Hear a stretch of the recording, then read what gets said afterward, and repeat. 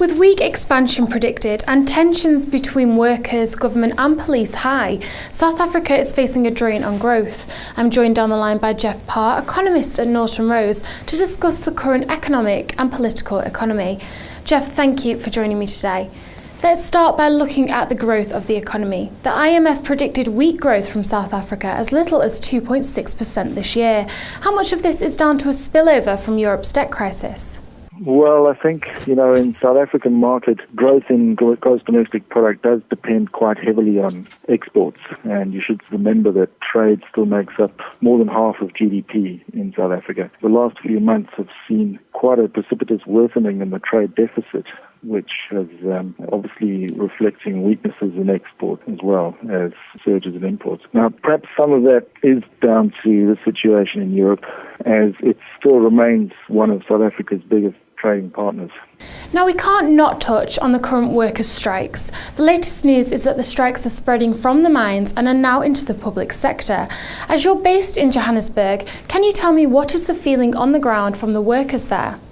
Sure. Obviously, this is a very serious situation. And I do think that there is, unfortunately, a degree of opportunism and some unrealistic expectations in the minds of workers following what was really a huge wage settlement by Lonmin in respect of its, the unrest at Marikana mine. And I think that one has to recognise is an offer that Lonmin made out of desperation by its management, who did not want the delay in their operations, mining platinum and platinum group metals, to lead them into a default on their debt obligation. They didn't want to jeopardise their output of platinum in that situation.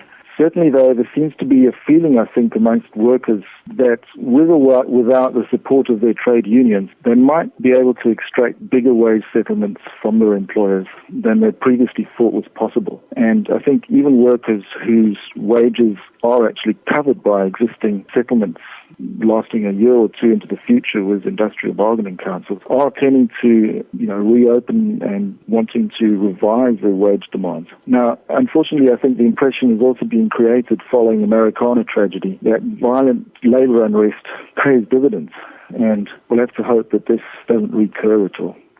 What knock-on effects could the strikes have on other industries within South Africa?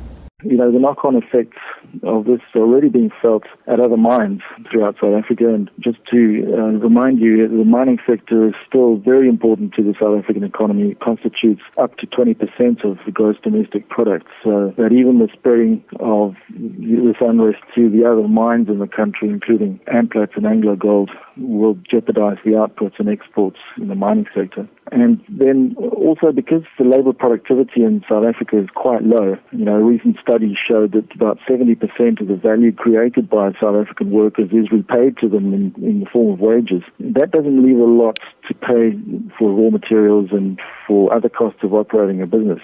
So that's also, I think, a knock-on effect of this kind of action. We've now also seen, the spread of the labour unrest to the transport workers' strike, and that'll obviously impact on transport and logistics costs, which are fairly high in importance in South Africa, which is a large country with large distances, and the transport costs do make up quite a big chunk of final retail prices.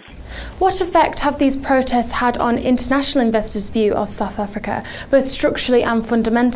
Well, I think we've seen, Moody's and other agencies internationally downgrading South Africa's debt rating, and I think that's partly in response to some of this unrest we've had, and also I think a lack of confidence that government is able to cope with some of these social situations in the country, unfortunately. So I would expect that has negatively impacted on investors' expectations and perhaps is partly responsible for some of the decline in the rand that we've seen over the past few days. And lastly, what is your outlook for the rand as it fell to a 3.5-year low against the dollar on Monday?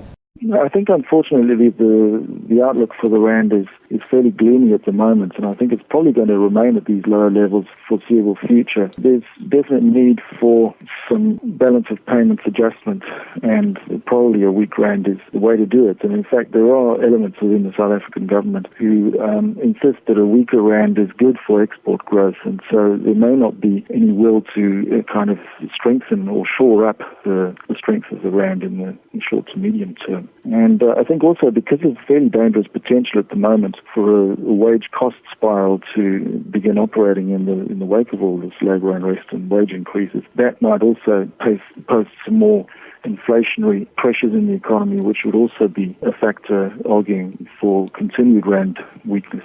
Thank you, Mr. Parr, for sharing your first-hand knowledge from Johannesburg today. For more insights and updates, just click back to the Dukascopy website. Take care.